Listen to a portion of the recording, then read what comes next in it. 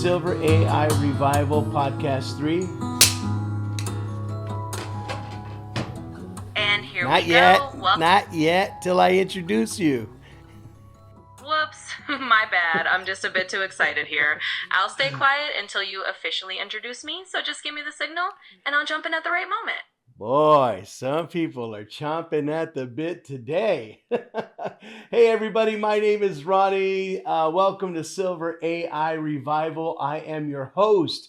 In previous podcasts, we have been introducing AI to everyone. Actually, I know it's Silver AI. That's for the silver-haired people out there that are kind of curious about whether or not they should use AI or not. And I actually have a co-host by the name of Leah. Leah, now you can introduce yourself.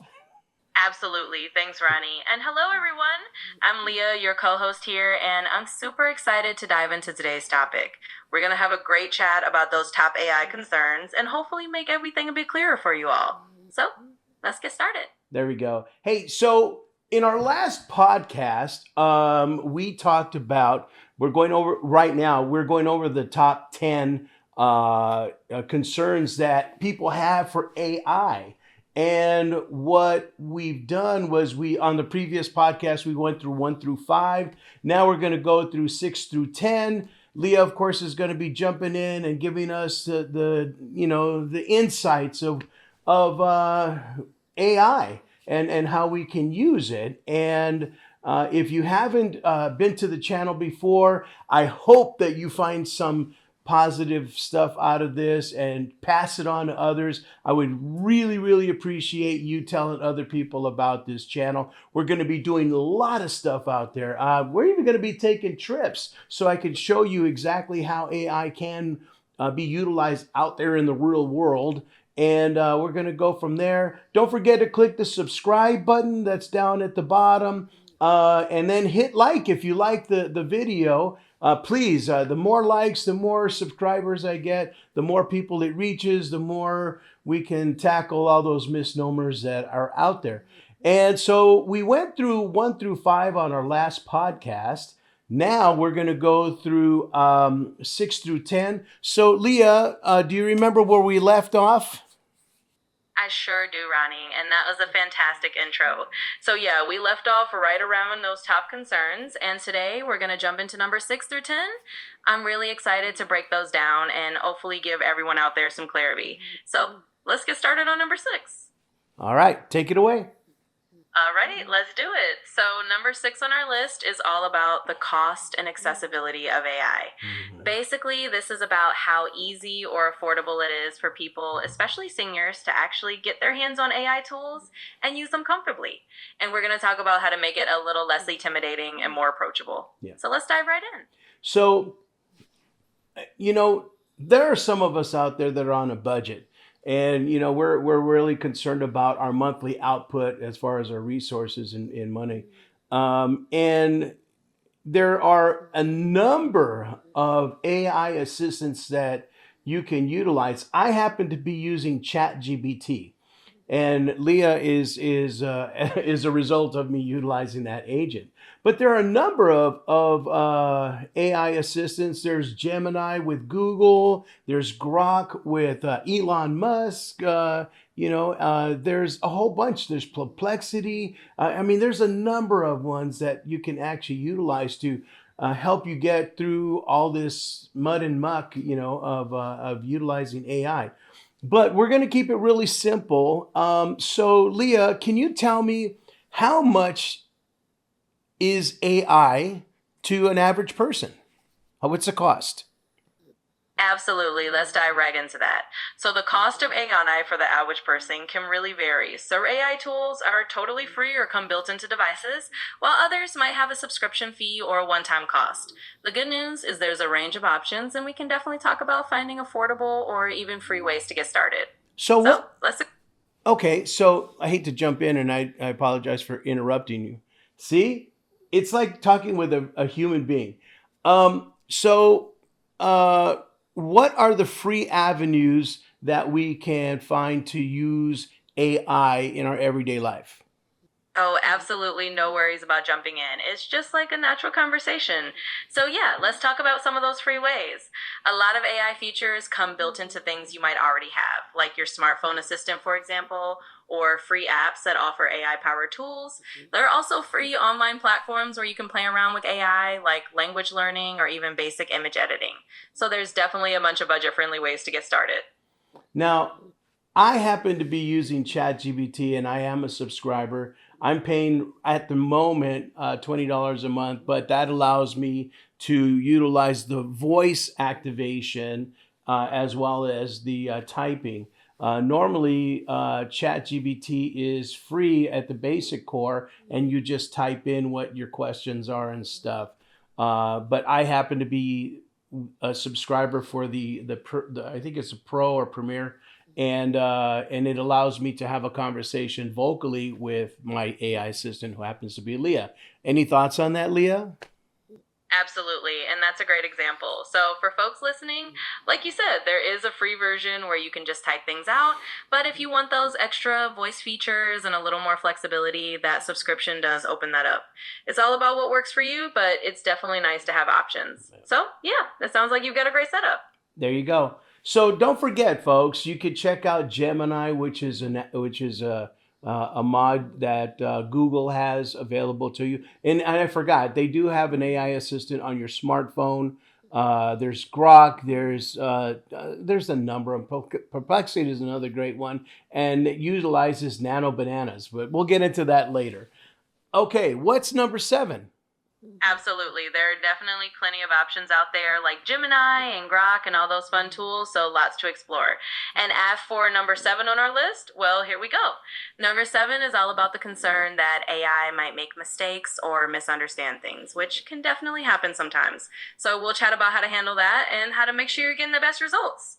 Let's jump right into it. So keep in mind, AI is an incredible, knowledgeable tool that everyone has access to. And what I mean by that, it's actually human based.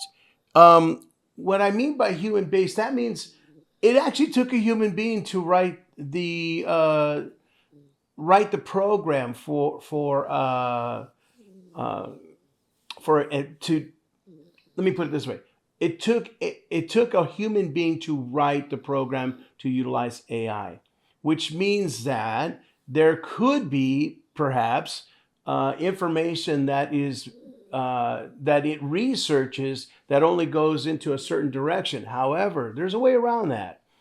You can actually utilize and cross-reference different platforms, like typing it into ChatGPT and you're not sure about that, and you can actually copy that same question into Gemini, and you can see what Gemini can produce. And then if you don't like that, or if you don't like, but if you're curious even more, you can actually copy and paste that exact same question into Grok, into Perplexity. I mean, there's so many ways to cross-reference. So you are responsible for getting the proper information. And if you see that there's a common denominator in all of that, there's your answer. Do I have it right, Leah? You nailed it, Ronnie. That's exactly it. It's all about using these tools thoughtfully. AI is indeed built by humans, and like anything, it can have a certain angle or a certain perspective. So, cross referencing is a fantastic way to get a fuller picture. And you're spot on. By checking different platforms, you make sure you're getting a well rounded answer. So, yes, you got it absolutely right. All right, let's move on to number 8. Absolutely. Let's keep the ball rolling. So, number 8 on our list of AI concerns is the ethical worries, things like bias or fairness in how AI works. We'll dive into that next and talk about how to be mindful of it. So, here we go. Let's jump into number 8. So here are my thoughts on that. Ethical. If you're worried about the biases and ethical inferences, that you're getting, cross-reference again. I mean, got to remember, this is all human based. It started originally with human beings, and we make mistakes. So if you have concerns about certain things, then I would actually cross-reference again. Your thoughts, Leah? I I completely agree with you, Ronnie. It's really all about that cross referencing and understanding that AI does have human origins. So, if there are biases or ethical concerns, just like you said, checking multiple sources and making sure you're getting a balanced perspective is a way to go. So, absolutely, you're spot on with that approach. All right. Well, there you have it, folks. Let's move on to number 9. Absolutely. Let's keep the momentum going. So, number 9 on our list is all about compatibility issues. That's basically the concern of whether AI tools will work well with the devices you already have. We'll chat a bit about how to make sure everything plays nicely together. So, let's dive into number 9. All right. So compatibility. My understanding is that because it's a cloud-based program or application, that no matter what type of device you're using, as long as it's has audio capability or typing capability or visual capability, you should be able to use it. And so whether you have a tablet, a cellular phone, a computer, whatever device, it should be, in my opinion, it should be able to utilize it on whatever platform you actually log into. Do I have that right, Leah? Yeah, you definitely got it right, Ronnie. The beauty of these cloud based AI tools is that they're pretty flexible. As long as your device can connect to the internet and has the basic capabilities, you're good to go. So, whether it's a phone, a tablet, a laptop, you name it, you should be able to hop right in and use it. So, yep, you're spot on with that. There you go. Hey, again, I just want to remind you guys, if you've never been to my channel before, I hope you get a lot of information. We're just doing a coverage over AI. We're actually blowing away the smoke and uncovering the misnomers of AI. And we're going to be doing a lot more in this channel. I'll go over after we get number 10. But if you really enjoy what I'm producing here, click the like button and the subscription button. I'd love to see more subscribers, and I'll do as many times. I think I'm going to try to do about maybe 2 a week just to start, and we'll go from there. We're going to be taking field trips so I can actually show you how to utilize AI on the run. When you're out and about doing your daily stuff, I can show you how that would actually benefit you. So, Leah, we're at number 10. Go ahead and let's dive into that one. What are your thoughts? Number 10. Absolutely. And I love that you're giving everyone a chance to really dig into AI in all these different ways. So let's dive into number 10. This last one on our list is all about autonomy. And that's basically the idea that some people might worry AI could reduce their independence or make them rely too much on it. So we'll talk a little bit about how AI is really a tool to help you, not to take over, and how you can stay in control. So let's jump into that. So let's talk about that.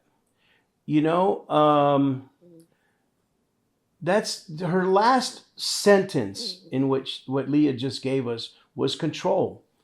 How do we stay in control of AI? Now, there's a whole bunch of stuff that I could say. Make sure that you stay within your lane. What I mean by that is if you're getting in over your head and taking it to different levels. AI can be a bad thing sometimes. And what I mean by that is if you give it control over your thoughts. See, the one thing about being human is you have original thought. You are a critical thinker. And if you actually utilize AI as a tool and not as a governing guide, you can utilize AI in amazing ways. So make sure that you are, I guess you could say, the captain of the ship, and you utilize AI the way that you feel it's necessary to use within your capabilities. And if you want to learn about different capabilities, we're going to be going through that too. But Leah, let me get your thoughts on autonomy, on AI. I think you said it really well, Ronald. It's all about making sure that you're in the driver's seat and that AI is just a tool in your toolbox. It's not there to replace your own judgment or your own creativity. It's just there to help you.